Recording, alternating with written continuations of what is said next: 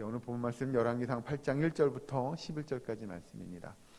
이제 성전의 건축이 다 끝나고 이제 그 안에 여러 가지 집기들을 옮기는 일들이 오늘 본문에 등장하게 됩니다. 솔로몬이 하나님께서 기뻐하실 만한 일들을 감당하게 되고, 그리고 이제 성막 시대를 끝내고 성전 시대로 들어가게 됩니다. 중요한 건 그들이 성전의 그 기물들을 옮겨놓는 일들을 하게 되는데요. 이건 아마 아버지 다윗이었을 적에 그 교훈들을 잊지 않았을 것 같습니다. 그 성막에 있던 그 기구들을 성전으로 옮길 때 그냥 아무나 가서 대충 들어다 갖다 놓으면 되지가 아니었던 거죠. 분명하게 그 성막에 또는 성전의 기구들을 옮길 때는 레위지파 사람들, 즉 제사장들이 그것들을 들고 옮겨야 됨을 솔로몬은 잘 알았던 겁니다. 그래서 그 성전에 쓸 기구들을 이렇게 옮기게 되는데, 그때 이제 여러 가지 성전의 기구들을 마지막으로 다 갖다 놓는 그때에 오늘 성경 말씀에 보면 8장 그 2절 말씀 보면 이렇게 합니다. 이스라엘 모든 사람이 다 에다니멀 곧 7째 달 절기에 솔로몬 왕에게 모이고, 이렇게 이야기합니다. 이스라엘 모든 사람들이 모였다라고 이야기하고, 또 밑에 가서 보시면 그 5절에 이렇게 이야기합니다. 솔로몬 왕과 그 앞에 모인 이스라엘 회중이 그와 함께 그 궤 앞에 있어 양과 소로 제사를 지냈으니 그 수가 많아 기록할 수도 없고 셀 수도 없었더라. 그러니까 많은 재물을 가지고 하나님 앞에 제사를 드리고 또 많은 사람들이 모였다라고 이야기합니다.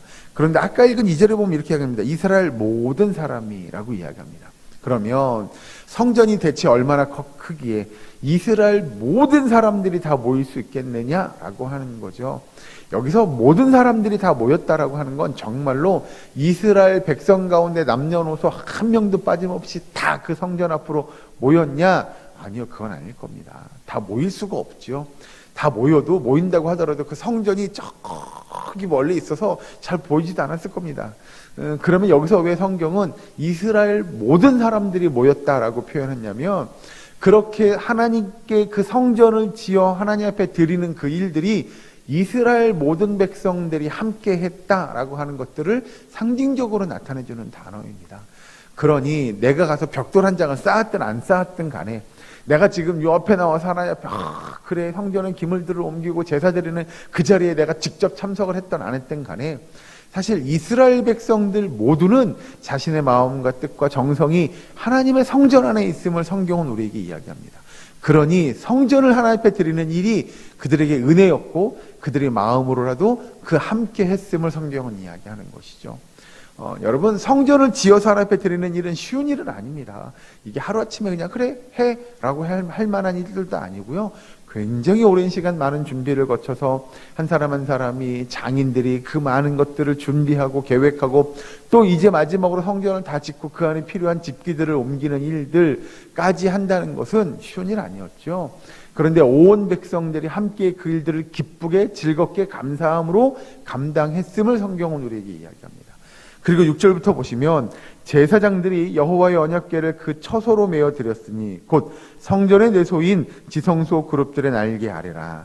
그룹들이 그 궤 처소 안에서 날개를 펴서 궤와 그 채를 덮었는데, 채가 길므로 그 채 끝이 대소 앞 성소에서 보이나 밖에서는 보이지 아니하며, 그 채는 오늘까지 그곳에 있으며 그 궤 안에는 두 돌판 외에 아무것도 없으니 이것은 이스라엘 자손이 애굽 땅에서 나온 후 여호와께서 저희와 언약을 맺으실 때에 모세가 호렙에서 그 안에 넣은 것이더라. 아멘. 여기서 중요한 건 하나님의 백성들이 하나님의 자녀임을 나타내는, 또는 하나님이 지금 하나님의 백성들과 어떤 관계인지를 나타내는 아주 중요한 도구, 기구, 내지는 성전의 여러 가지 것들 중에 아주 특별한 하나님의 말씀이 기록되어 있는, 율법이 기록되어 있는 그 십계명 두 돌판이 들어있는 그것이라는 거죠. 이게 지금 뭐에 대한 상징적인 것이냐면, 하나님이 하나님의 백성들과 언약을 맺었다. 이게 다른 표현을 하면 언약 공동체임을 나타내는 거죠. 특별히 하나님께서 하나님의 백성들과 언약을 맺고 하나님이 맺으신 그 신실한 언약에 의해서 이스라엘 백성들을 이끌어 가신다, 통치하신다, 다스리신다라고 하는 겁니다. 그냥 세상의 왕처럼 자기 기분 좋으면 그래 나 기분 좋으니까 너희도 잘해. 그러면 기분 나빠 나 기분 나빠 한 놈만 걸리기만 해봐. 하나님은 그렇게 하나님은 통치하지 않는다는 겁니다.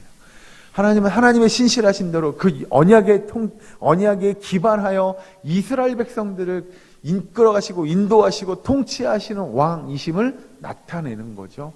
중요한 것은 그래서 하나님의 백성들이 지금 예를 들면 여기서 그 언약궤를 옮기는 일을 통하여 하나님의 백성들이 그러면 어떤 것들을 깨달아야 될 것인가 라고 하는 겁니다. 그렇다면 하나님이 우리를 다스리시는 분이고 우리는 하나님의 언약 공동체, 언약의 백성들이에요. 그러면 어떤 삶을 살아야겠느냐라고 하는 거죠. 하나님이 왜 하나님의 백성들에게 하나님의 자녀들에게 그 십계명 두돌판 언약을 주셨으며 그리고 그 일 지금 이 언약궤를 통하여 하나님께서 이스라엘 백성들이 어떤 삶을 살기를 원하느냐. 먼저는 하나님의 백성들이 아주 분명하게 깨달아야 할 것이 있었다는 거죠. 여기서 성경에도 이야기하지만 잘 보시면 9절에 그 궤 안에는 두돌판 외에 아무것도 없으니 이것은 이스라엘 자손이 애굽 땅에서 나온 후 이렇게 이야기합니다. 결국 이스라엘 백성들이 출애굽을 한 그 사건, 그들이 광야 생활을 한 그 사건, 그들이 가나안 땅에 정착해서 그 정복 전쟁을 치르고 그들이 살아가는 그 모든 일들은 다 누가 이루신 일이냐, 누가 하신 일이냐, 그들의 조상들이 이스라엘 백성들이 한 것이 아니라 여호와 하나님께서 이루신 일임을 이스라엘 백성들이 잊지 않기를 바라는 마음이 거기 들어있는 겁니다. 그 이야기는 즉슨 뭐냐? 하나님이 도대체 어떤 분이기에 누구이시기에 하나님의 백성들에게 그렇게 하나님의 신실한 언약을 이루어 가시느냐라고 하는 거죠. 이건 다름 아닌 우리에게 한 가지의 질문을 던집니다. 즉 하나님이 누구이신가라고 하는 겁니다.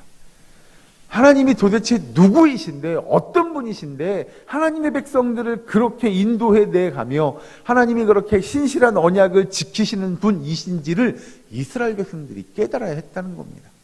그러면 더불어서 하나님이 어떤 분이신지를 안다고 한다면 한 가지 더, 그러면 하나님이 어떤 분이시면 우리는 도대체 어떤 사람들이냐라고 하는 겁니다. 우리는 도대체 어떤 사람들이기에 하나님께서 우리에게 그렇게 해주시겠느냐라는 거죠. 하나님이 우리에게 약속하시고 하나님의 백성들이 약속한 적이 없잖아요. 좋아요, 하나님 약속해요 라고 한 적이 한 번도 없어요. 하나님은 그런데 하나님의 백성들에게 신실하게 언약하시고 그 약속들을 지켜나가세요. 도대체 내가 뭔데, 도대체 우리가 뭐라고 하나님께서 그렇게 하시는지를 깨닫기를 원했던 거죠. 그래서 여기서 이야기하는 이 언약궤를 통해서 하나님이 왜 하나님의 백성들에게 언약을 맺으시고 그 언약의 관계를 신실하게 이루어 가시는지를 그들이 깨달아야 했다는 겁니다.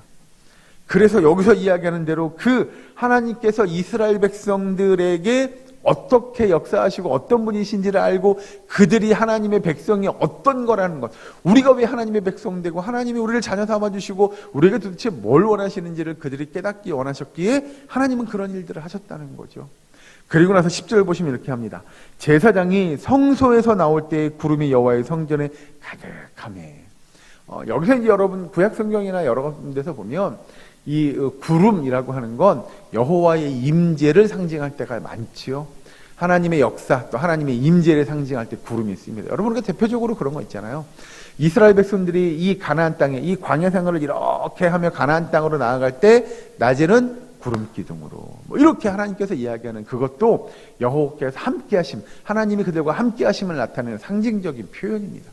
여기서 그러면 성전을 다 지어놓고 기물들을 다 갖다 놓고 그리고 제사를 드리고 났더니 하나님께서 그 성전 안에 구름이 가득하게 만들죠. 11절에 제사장이 그 구름으로 말미암아 능히 서서 섬기지 못하였으니 이는 여호와의 영광이 여호와의 성전에 가득함이었더라. 아멘. 예, 하나님께서 그 성전 안에 함께 하시고 하나님의 영광의 역사를 이루어가는 일들을 나타내겠다라고 하나님께서 상징적으로 보여주는 겁니다.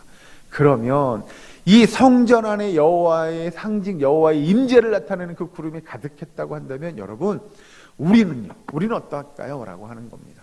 우리도 하나님의 성전이라고 이야기한다면, 우리가 하나님의 계시는 전이라고 한다면 우리 안에 여호와 하나님께서 임재하시는 그 임재의 역사가 저와 여러분 가운데 나타나기를 주의 이름으로 간절히 축원합니다. 여기서 이야기하는 대로 11절에 이야기한 대로 제사장이 그 구름으로 말미암아 능히 서서 섬기지 못하였으니 이는 여호와의 영광이 여호와의 성전에 가득함이었더라.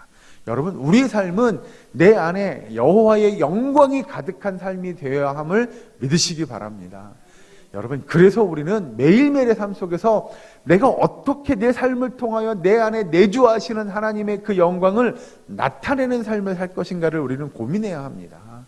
어떻게 하는 것이, 내가 어떤 일들을 하는 것이, 어떤 선택을 하는 것이, 어떤 것들을 우리의 삶의 우선순위에 두는 것이 하나님의 영광을 드러내는 삶인가라고 하는 것들을 고민하고, 우리의 삶의 우선순위가, 우리의 삶의 모든 것이, 우리의 삶의 가장 좋은 것이 여호와의 영광을 드러내는 이름을 기억하는 저와 여러분 되시기를 주의 이름으로 축원합니다.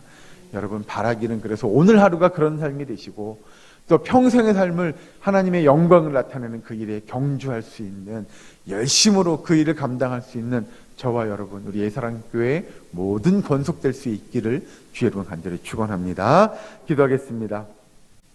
사랑과의 하나님, 감사합니다. 하나님의 은혜로 오늘 하루의 삶을 이뤄가기 원합니다. 내 안에 내주하시고 역사하시며 나를 인도하시는 그 하나님의 영광을 드러내는 주의 백성 되게 하여 주시옵소서. 아버지, 우리 삶 속에서 하나님의 놀라운 믿음의 역사들을 이루어가시고 주의 권능을 이루어가는 우리의 삶이 되게 하여 주시옵소서. 아버지, 오늘 하루도 기도합니다. 간구합니다. 아버지, 우리 각자의 기도 제목과 간구하는 것들을 들으시고 응답하여 주시옵소서. 이루어 주시옵소서. 아버지, 특별히 기도하며 우리 가운데 아파하고 힘들어하는 환우들을 위해 기도합니다. 그들의 고통소리, 그들의 신음소리, 그들의 간구함을 들으시고 그들의 병발을 물리치며 아버지, 영육간의 강건함으로 주께서 응답하여 주시옵소서. 아버지, 이 시간도 온전히 성령의 충만한 임재하심이 우리 가운데 있기를 간절히 바라옵나오며 예수님의 이름으로 기도하옵나이다.